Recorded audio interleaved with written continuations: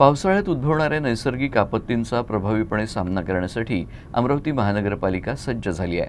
पावसाळी आपत्ती व्यवस्थापनाच्या तयारीचा आढावा घेत महानगरपालिका आयुक्त वर्षा लढ्ढा यांनी सर्व विभागांना समन्वयानं काम करण्याच्या आणि आपत्कालीन परिस्थितीत तातडीनं प्रतिसाद देण्याच्या स्पष्ट सूचना दिल्या आहेत.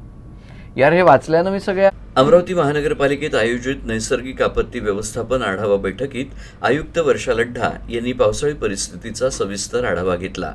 अतिवृष्टी, पूर, सखल भागात पाणी साचणं, झाडं पडणं, वीज पुरवठा खंडित होणं आणि वाहतूक समस्यांवर प्रभावी उपाययोजना करण्याच्या सूचना यावेळी देण्यात आल्या. नागरिकांच्या सुरक्षिततेला सर्वोच्च प्राधान्य देत नाल्या, गटारं आणि जलनिस्तारण व्यवस्था सुरळीत ठेवणं, पूरप्रवण भागांची नियमित पाहणी करणं तसंच धोकादायक झाडं आणि जीर्ण इमारतींची तपासणी करण्याचे निर्देश देण्यात आले.